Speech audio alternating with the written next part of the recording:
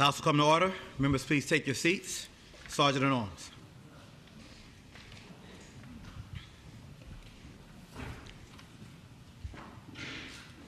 The House is now in session. All persons not entitled to the privileges of the floor, please retire to the gallery. The House will rise and be led in prayer by the Honorable G. Paul Nardo, Clerk of the House of Delegates, Richmond, and remain standing for the Pledge of Allegiance to the flag of the United States of America, which will be led by the delegate from Alexandria, Delegate Herring. Let us pray. Divine source of all creation, we gather today in unity, representing diverse beliefs, backgrounds, and traditions. As the pace of the work of the Virginia House of Delegates picks up, may the members be guided by compassion, wisdom, and a commitment to justice for all. Grant them the strength to seek common good, the courage to embrace their differences, and the humility to serve with integrity. Amen. Amen. Allegiance to the flag of the United States of America and to the republic for which it stands, one nation, under God, indivisible, with liberty and justice for all.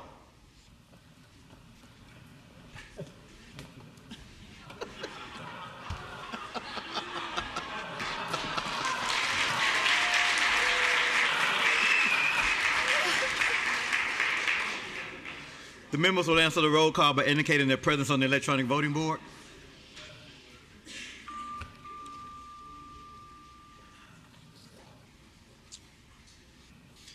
Clerk will close the roll. Mr. Speaker, a quorum is present. Pursuant to House Rule 3, I have examined and approved the Journal of the House of Delegates for Friday, January 23rd, 2026. Motions of resolutions under Rule 39, pursuant to the provisions of Rule 40, are now in order. Does the clerk have any announcements or communications? Not at this time, Mr. Speaker. Therefore, in this first portion of the morning hour, pursuant to House Rule 40, the Speaker asks that you use your request to speak button for the agenda items listed on reference on the voting board.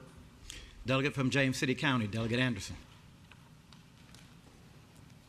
Thank you, Mr. Speaker. I rise for a motion. The delegate has the floor.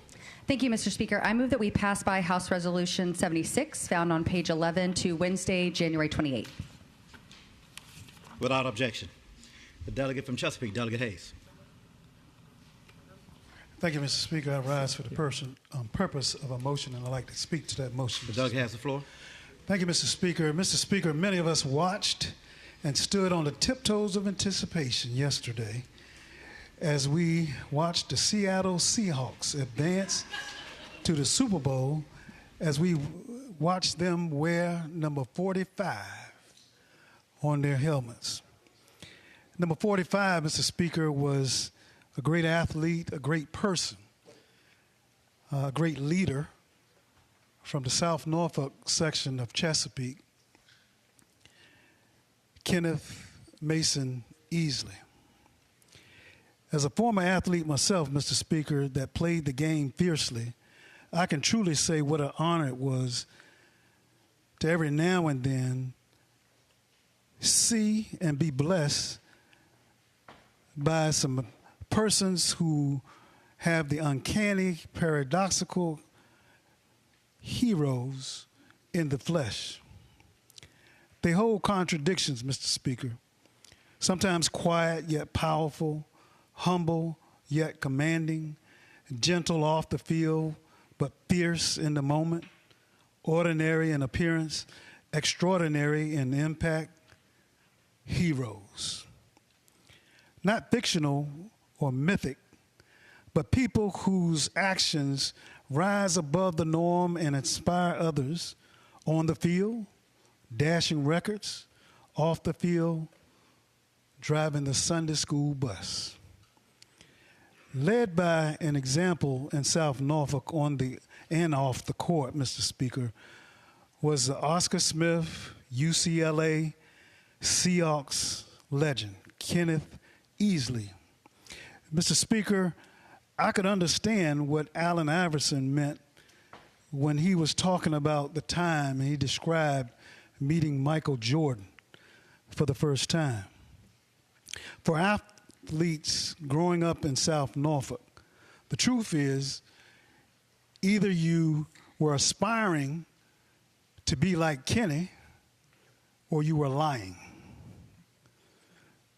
Mr. Speaker, that's why I believe we ought to honor him today in his memory because of the impact he had on the football and those who watched him play was both profound and enduring. Kenny Easley, affectionately known as Poncho to the closest to him and revered by the fans everywhere as the enforcer. He was one of the most dominant defensive players ever to step onto the field.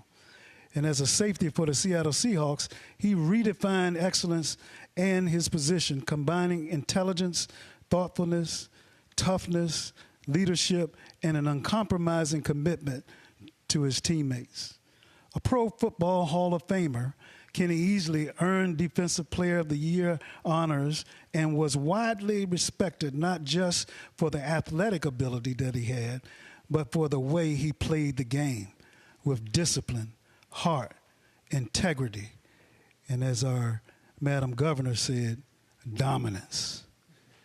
He set a standard that continues to inspire generations of players long after the final whistle.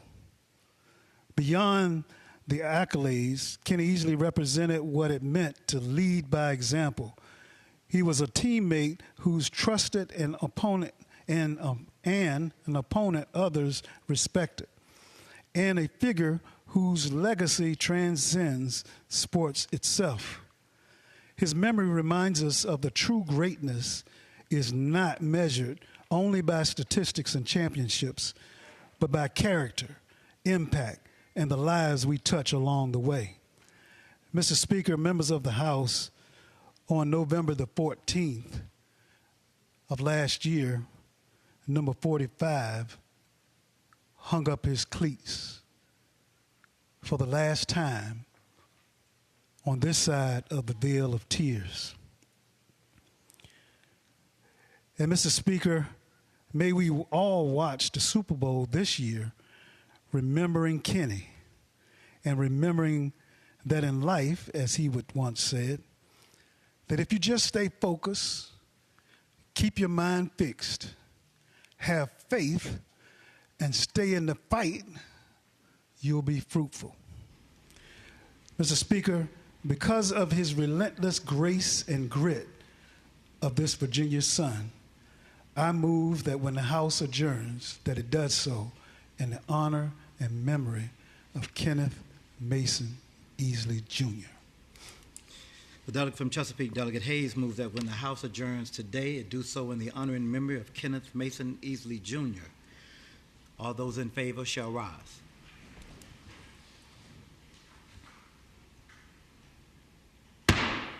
The motion is agreed to.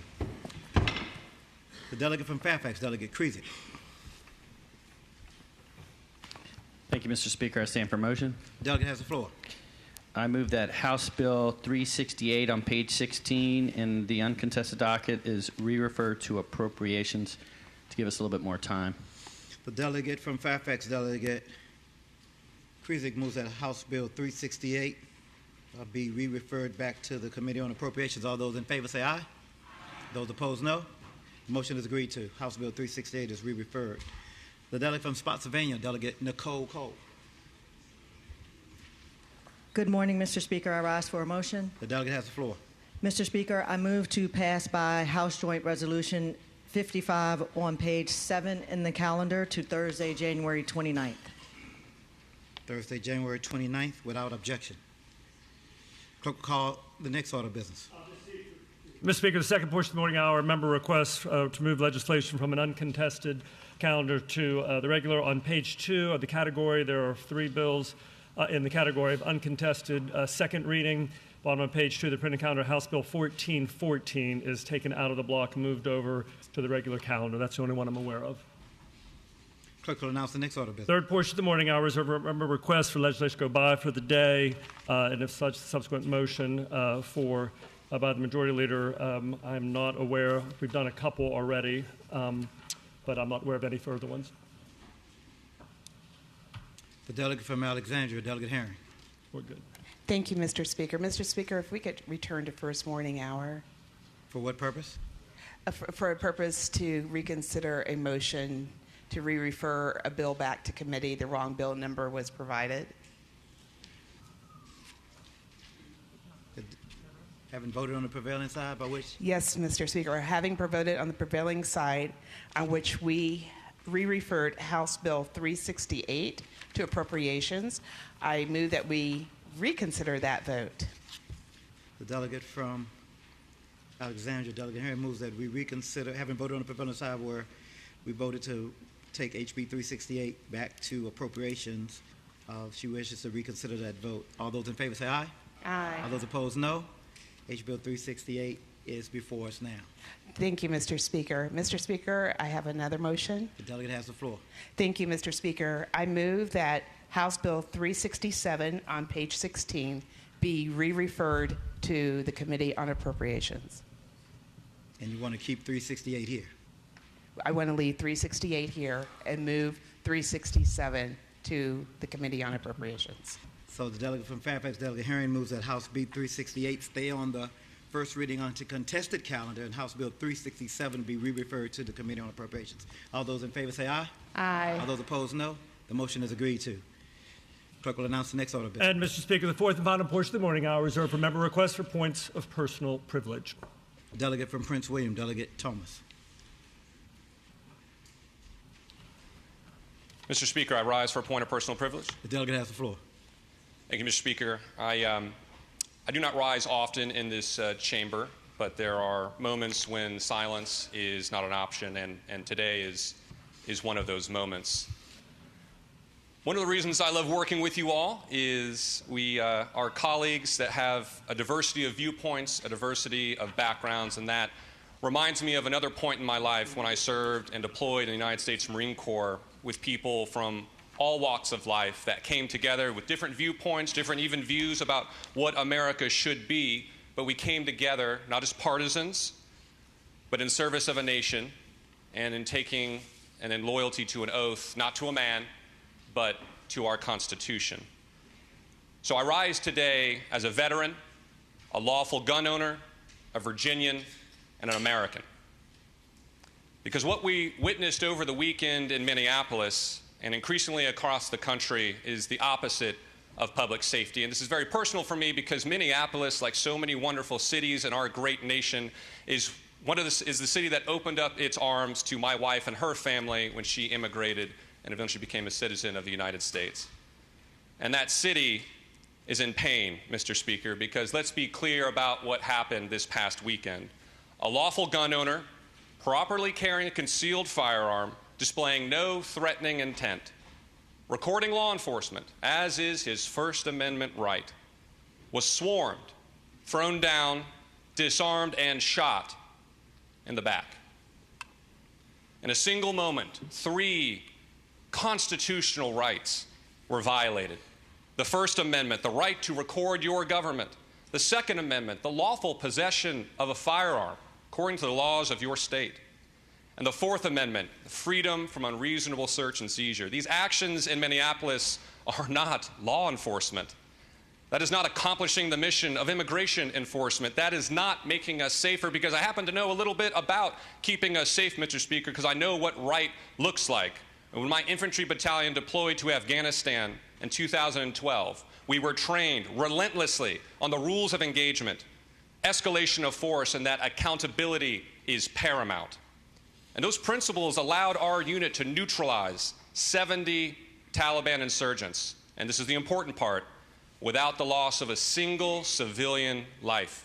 Think about that. 6 months of highly kinetic combat, not a single civilian life lost.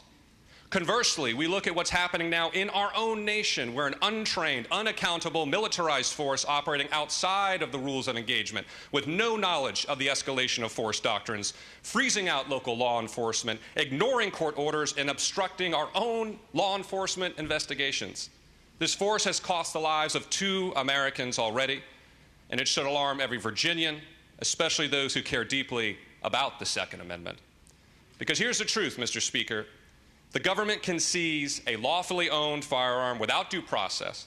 If they can shoot a citizen and then investigate the victim instead of the shooter, they can operate masked, unidentified, beyond accountability, then there is no right that is secure. There is no first, there is no second, there is no fourth, not any. And the Founding Fathers warned us about this. They said that When the government fears the people, there is liberty. But when the people fear the government, there is tyranny. Mr. Speaker, these are not normal times, and this is a watershed moment in our shared American history. This moment is about whether we still believe that government answers the people, not the other way around.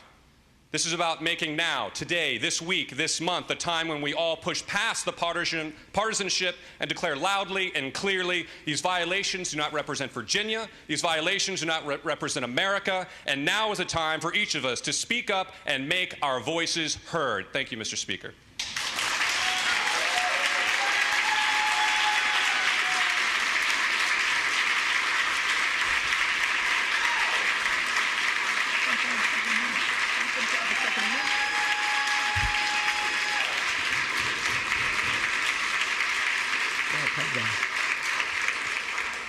Pursuant to House Rule 30, the Journal shall reflect that the following members are away on pressing personal business and are granted leave from today's session: Delegates Knight and Whittle. Clerk will call the calendar. Mr. Speaker, calendar for today, Monday, January 22nd, 2026. First page of the printed calendar. First category, one piece of legislation in this, House bills on third reading regular calendar. House Bill 1384, which relates to impacts changes to Chapter 725, the Acts of Assembly of 2025, as well as providing for the submission of the voters of proposed amendments to the Constitution of Virginia, as well as repealing Section 30-13 of the Code of Virginia relating to the General Appropriation Act, Department of Elections. Committee substitute rejected, a floor substitute was agreed to, and HB 1384 is now before you. Shall the bill pass?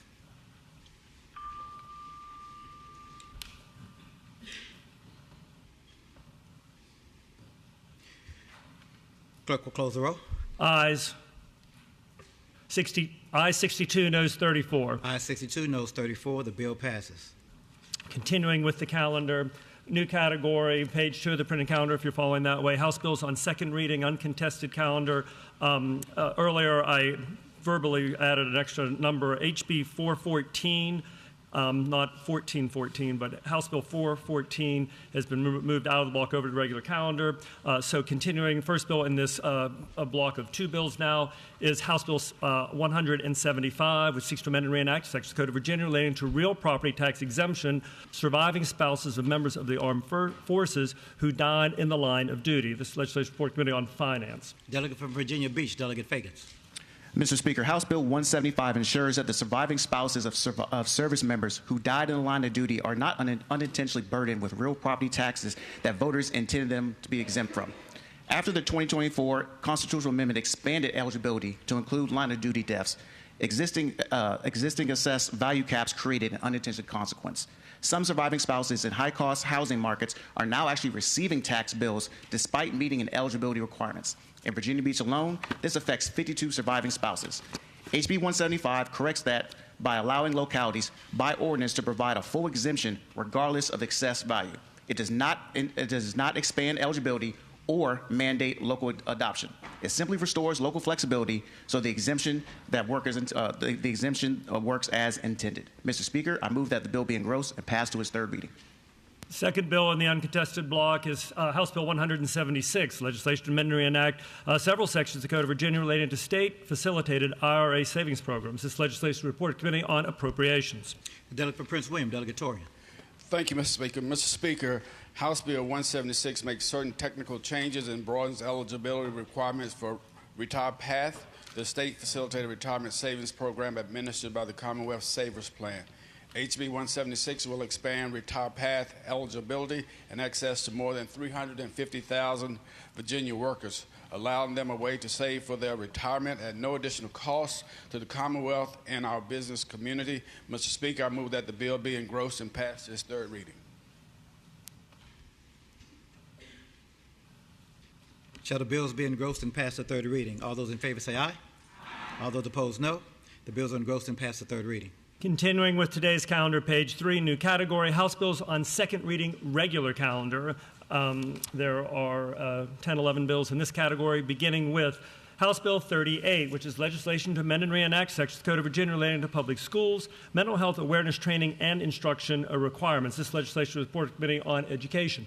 Delegate from Prince William, Delegate Henson. Thank you, Mr. Speaker. Mr. Speaker, House Bill 38 strengthens Virginia existing mental health awareness training requirements by requiring that all full-time teachers and other designated school personnel complete at least one mental health awareness training grounded in evidence-based practices with the focus on students at high risk of mental health challenges.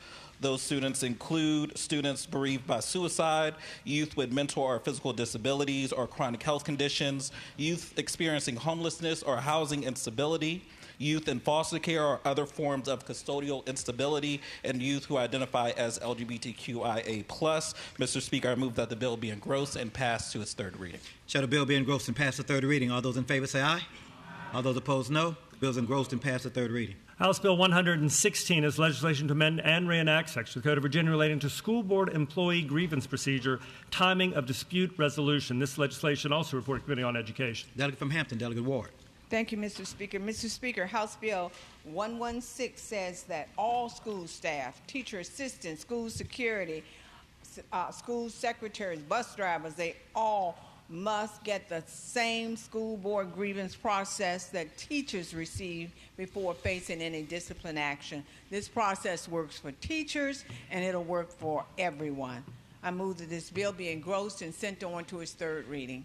Shall the bill be engrossed and passed to third reading? All those in favor say aye. All those opposed, no. The bill is engrossed and passed to third reading. Next up, House Bill 171, legislation to amend and reenact Section of the Code of Virginia relating to student instruction, internet safety, certain topics. This legislation also reports to Committee on Education. Delegate from Virginia Beach, I'll ask you. Thank you, Mr. Speaker. Mr. Speaker, families across the Commonwealth know that kids spend hours online every day. HB 171 strengthens school internet safety policies to cover the real digital threats they face. The bill seeks to amend and update the required internet safety instructions in every school division and ensures age-appropriate lessons tackle modern risk head-on. The current rules cover basics, but kids encounter new dangers like addictive algorithms, cyberbullying, AI-generated harms. HB 171 mandates schools include these key topics so kids learn to navigate safely. Mr. Speaker, I move that this bill be engrossed and passed on to its third reading. Shall the bill be engrossed and passed to third reading? All those in favor say aye.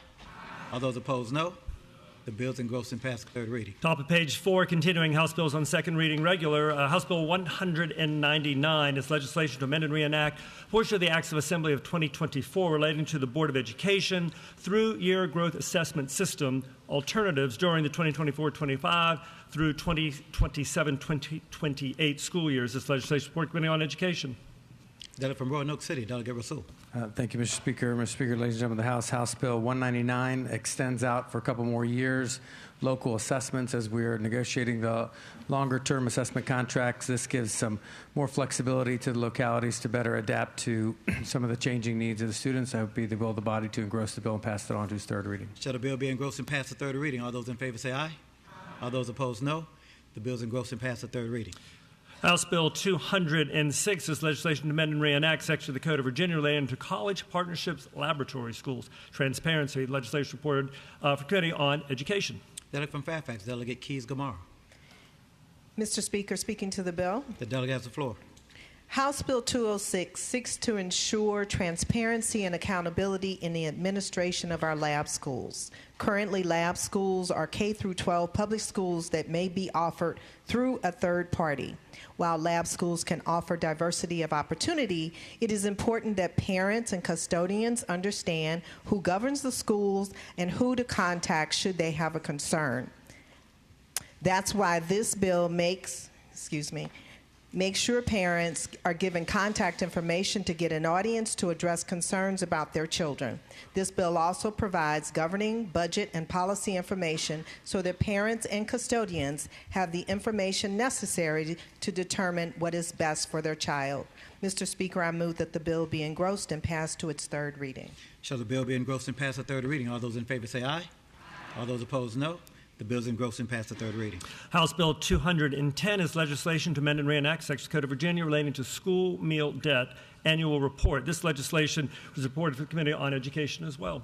Delegate from Newport News, Delegate Price. Yes, Mr. Speaker. House Bill 210 comes from the Virginia Commission to End Hunger's recommendations. As we were discussing possible solutions to school nutrition issues, we found that there are families that do not quite qualify for free or reduced lunch, but still are having trouble affording school meals for their children. We know there are millions of dollars in school meal debt, but we do not have an accurate picture for the total amount for the Commonwealth or how big of a problem this may be. This bill would help with that by getting data. I move that the bill be engrossed and passed on to its third reading. Shall the bill be engrossed and passed to third reading? All those in favor say aye. All those opposed, no. The bill is engrossed and passed to third reading. Top of page 5, printed calendar, continuing House Bill second reading regular. House Bill 282, now before you, seeks to amend and reenact portions of the Code of Virginia relating to real property tax, classification of land and improvements, Charlottesville and Falls Church. Legislation Report Committee on Finance with an amendment in nature as substitute. Delegate from Albemarle, Delegate Carlson. Thank you, Mr. Speaker. I move that the House adopt the committee substitute. Shall the committee substitute be agreed to? All those in favor say aye. Those opposed, no. Committee substitute is agreed to. Delegate Carlson. Thank you, Mr. Speaker. Speaking to the bill, House Bill 282 allows the cities of Charlottesville, Falls Church, Newport News, and Fredericksburg the ability to set tax rates for land separately from improvements. At a time when Virginia is facing a housing shortage, this bill allows these cities to find market-friendly local solutions to the growing housing crisis in Virginia, a crisis defined by a lack of supply. It also allows them to reduce homeowner taxes at the same time. With that, I ask that it be the will of the body to engross the bill and pass it to its third reading. The delegate from Scott County, Delegate Kilgore. Mr. Speaker, parliamentary inquiry. Delegate has the floor. Mr. Speaker, would House Bill 282 be special legislation require two-thirds vote? I don't think so, but House will be at ease. 80 votes, I mean. Sorry. House.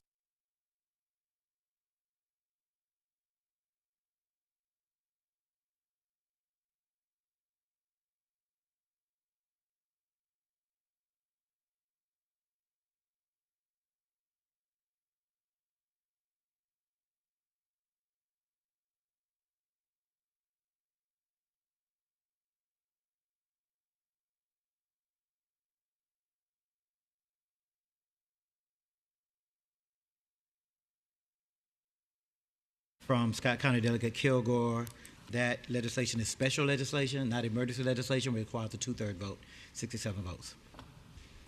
Shall the bill be engrossed and passed to its third reading? All those in favor say aye. All those opposed, no. The bill is engrossed and passed to third reading. Continuing with the calendar, House Bill 288. House Bill 288 requires the Department of Education to post certain instructional resources on its website. This legislation report Committee on Education.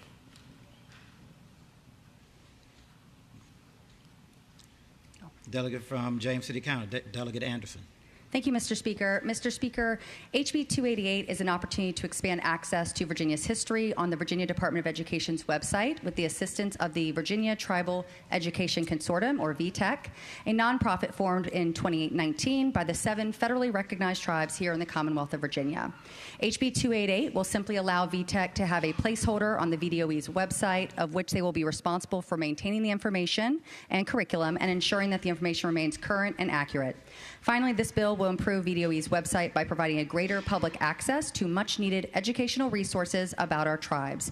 With that, Mr. Speaker, I move that the bill be engrossed and passed to its third reading. Delegate from Fairfax, Delegate Simon. Mr. Speaker, would the delegate yield for a question? Would the delegate yield? Yes, I would yield for a question. The delegate will yield. Mr. Speaker, I would ask the delegate, it sounds to me like the goal of this legislation is to attract eyeballs to a website, right, and to do that. And I would ask the delegate if she feels like she has some expertise in that, and to sort of demonstrate her expertise, if she could tell us all how many Instagram followers she has on her Instagram page. Yes, Mr. Speaker, I can speak to that question. I have 74,000 followers on Instagram. I can definitely help make sure that people get eyeballs on important pieces of information on websites. Mr. Speaker, will the delegate yield for an additional question? Will the delegate yield to brag about her Instagram? Yes, I will yield for an additional question. Mr. Speaker, I noticed that the delegate described the Virginia Tribal Education Consortium. I wonder if she could tell us the names and maybe pronounce for us the names of the 7 tribes that make up the Virginia Tribal Educational Consortium. Yes, Mr. Speaker. So the 7 tribes are the Chickahominy Indian Tribe, the Chickahominy Indian Tribe Eastern Division, the Manukon Indian Tribe, the Nan-Sumand Indian Tribe, the Pamunkey Indian Tribe, the Rappahannock Tribe, and the Upper Mattaponi Indian Tribe.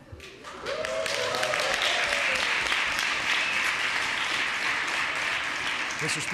Speaker, I thank the delegate. Shall the bill be engrossed and pass the third reading? All those in favor say aye. Those opposed, no. The bill is engrossed and pass the third.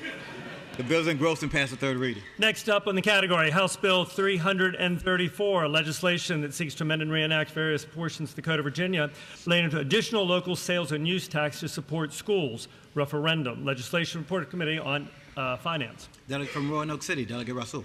Thank you, Mr. Speaker. Ladies and gentlemen of the House, House Bill 334 finally allows us to, instead of building on the Christmas tree of localities that come back year after year, to ask for this permissive authority, takes it statewide.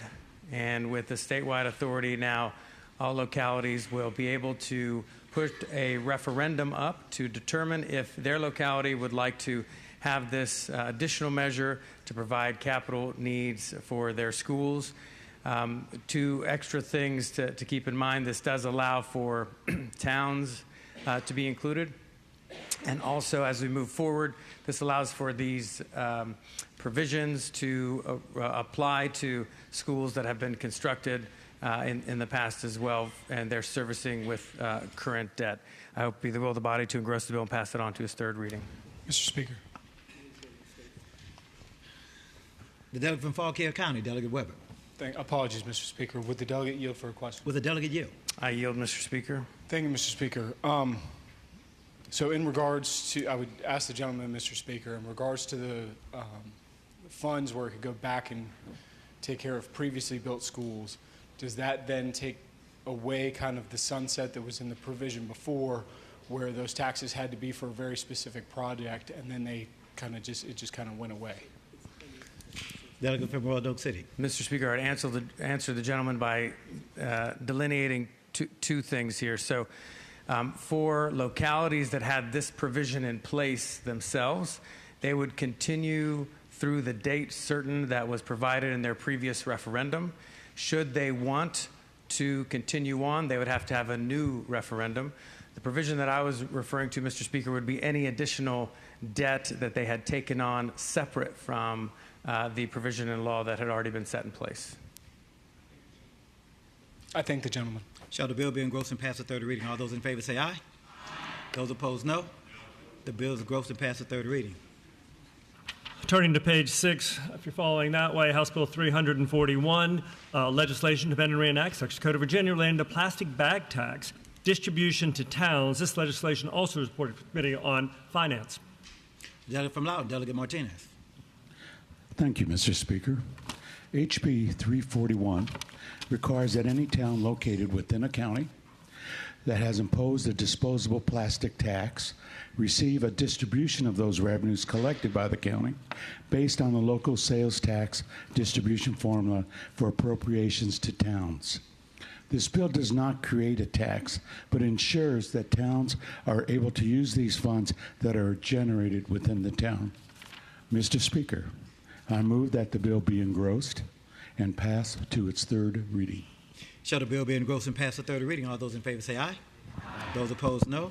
The bill is engrossed and pass the third reading. And Mr. Speaker, returning to page 2, picking up House Bill 414, which was moved from the uncontestable regular calendar. This bill is now before you. It seeks to amend and reenact sections of the Code of Virginia related to selective service, two-year college transfer grant, Virginia Tuition Assistance Grant Program, Legislation Report Committee on Appropriations. Delegate from Prince William, Delegate Guzman. Thank you, Mr. Speaker. House Bill 414 put us in alignment with the federal regulations. What this bill does is ensure that every college student who applies for FAFSA is eligible for state grants such as the Virginia Tuition Assistance Grant. This bill will lower barriers to higher education, save students money, and keep Virginia among the best states for higher education. Mr. Speaker, I move that this bill is engrossed and passed on to its third reading. All those in favor say aye. I'm sorry. Shall the bill be engrossed and pass the third reading? All those in favor say aye. All those opposed, no. The bill is engrossed and pass the third reading. Continuing with today's calendar, new category, page 6 of the printed calendar, memorial resolutions laid on the Speaker's table. The memorial resolutions to be adopted in block are listed on pages 6 and 7, with the exception of House Joint Resolution 55, which is by until Thursday. All those in favor of adopting the memorial resolutions laid on the Speaker's table as listed on pages 6 through 7 of the calendar shall rise.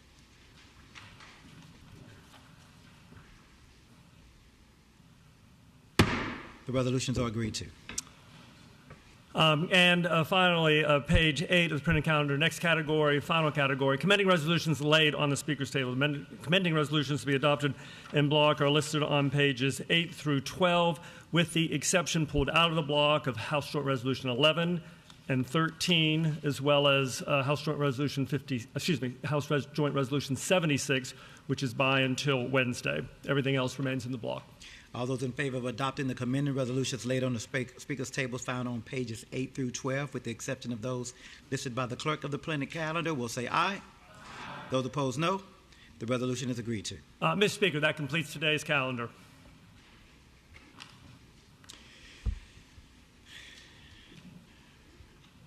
Per House Rule 51, the House is returned to the morning hour. Does the clerk have any additional announcements or communications? No communications. Announcements, simply the meeting schedule, which has been modified somewhat. Immediately upon adjournment of the House, the Finance Subcommittee number 1 will be meeting in House Committee Room B. That is immediately upon adjournment on the second floor, House Committee Room B. Then once that subcommittee is finished, then the Courts of Justice Criminal Subcommittee will meet 15 minutes upon adjournment of the Finance Subcommittee. They'll be next door in House Room C on the second floor. Also, 15 minutes upon adjournment of the House, roughly 1 o'clock-ish, the Courts of Justice Civil Subcommittee. They'll be meeting in the House North Subcommittee room, also on the second floor. Appropriations and any of its subcommittees are not meeting today. So then looking ahead a little bit further later in the afternoon, at 4 o'clock, the Committee on Agriculture, Chesapeake, and Natural Resources, their Chesapeake subcommittee, will be meeting at 4 o'clock in House Committee Room A. That'll be down in the lower level, of course. Also at 4 o'clock, Privileges and Elections Committee, the Elections Administration Subcommittee will be meeting. They'll be in the House South Subcommittee Room on the second floor. And then finally, the Northern Virginia Delegation Caucus will be meeting at 5 o'clock. They'll be in the House Subcommittee Room 10. 10th floor meeting room on the 10th floor of the GAB. Looking ahead to tomorrow, Tuesday, the 27th of January, bright and early, Privileges and Elections, full committees, Campaigns and Candidates Subcommittee will meet at 7 a.m. They'll be in the North Subcommittee room on the second floor. At 7:30, the Conservative Caucus will be meeting. They'll be on the 8th floor Subcommittee room. Also at 7:30, the Education Committee's K-12 Subcommittee will be meeting in the House Committee room on the lower level. The Committee on Transportation's Department of Motor Vehicles Subcommittee is meeting at 8 o'clock on Tuesday. They'll be in House Committee Room B on the second floor. Transportation is foregoing, the full committee is foregoing that, so you'll have that subcommittee. And then once that subcommittee, DMV sub, is finished, then the Transportation Committee's Transportation Infrastructure and Funding Subcommittee will be in House Room B. At 8:30 tomorrow, Committee on Health and Human Services will be meeting. They're in House Committee Room C on the second floor. Then once the full committee's finished, the HHS Health Subcommittee will be meeting. And then finally, the Democratic Caucus will meet at 11:15 tomorrow, and the Republican Caucus will meet at 11:30. Both of them will be meeting at 11:15. Democrats in House Room 1, Republicans in House Room 2. And finally, the pages will be returning tomorrow, so we appreciate you all rolling with us today with the weather and everything else. So that's all the announcements I have, sir. Delegate from Buckingham, Delegate Garrett. Thank you, Mr. Speaker. I rise for a point of personal privilege. The delegate rises for a motion to return to the fourth morning hour. Yes, sir, Mr. Speaker. I would ask for permission to return to the fourth morning hour such that I might rise for a point of personal privilege. The delegate has the floor. Thank you, Mr. Speaker. I loved Kenny Easley. I did. He was awesome. But that's not why I rise. I want to sort of speak to a timeline, and it's an American timeline. In 1787, the Constitution of the United States was signed. In 1788, it was ratified. Fast forward to 1971, and the Virginia Constitution was signed and ratified by this body. Fast forward to 2020, Mr. Speaker, and 99 out of 100 House districts told us resoundingly to take partisanship out of redistricting. But if you fast forward to October of 2025, golly, Ned, the Crime Commission met and they recommended that we remove provisions that were enacted in 1971. And even the minority leader in the Senate was hoodwinked into saying, yeah, that's a good idea, but I'm not excited about that. Senator Lucas hoodwinks him 3 times a week. That's not that big a deal. The next week they told us that they were going to redraw the districts. And they couldn't do that unless they could go back in time. So Marty McFly, Mr. Speaker, would be proud. It's like a Back to the Future moment, because last week the Senate of Virginia lurched back into time and retroactively revoked provisions of the law 30-13 such that we could do what we want to do right now. And today on House Bill 1334, the House took a step towards doing that same thing. Wow.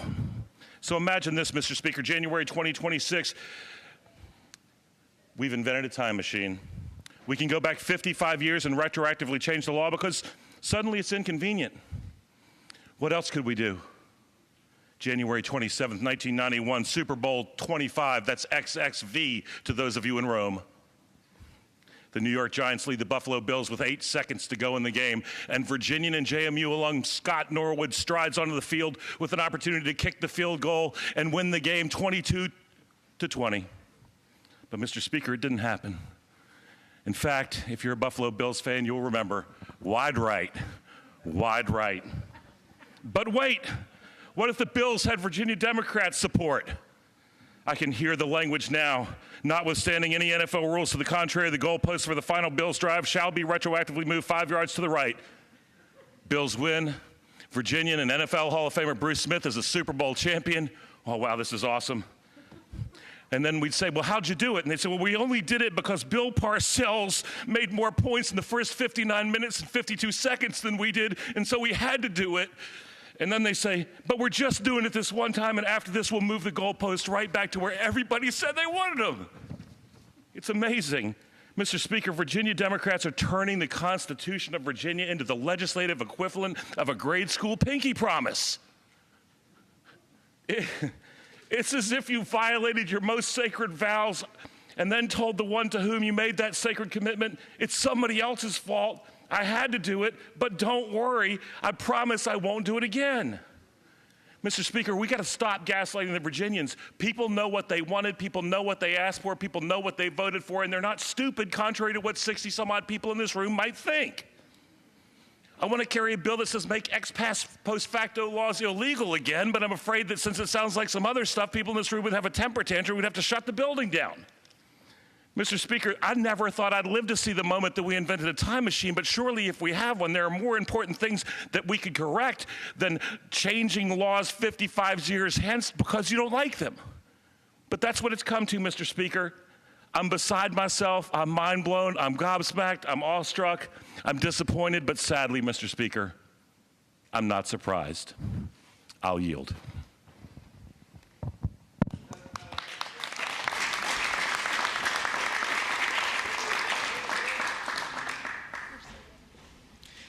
The delegate from Alexandria, Delegate Herring. Mr. Speaker, I move that when the House adjourns today, it adjourn to reconvene tomorrow at 12 noon. Delegate from Alexandria, Delegate Herring, moves that when the House adjourns today, it adjourn to reconvene tomorrow at 12 noon. As many in favor of the motion will say aye. Those opposed, no. The motion is agreed to. The delegate from Alexandria, Delegate Herring. Mr. Speaker, I move that the House do now adjourn. Delegate from Alexandria, Delegate Herring, moves that the House do now adjourn. As many in favor of the motion will say aye. Those opposed, no. The motion is agreed to. The House is adjourned until tomorrow at 12 noon.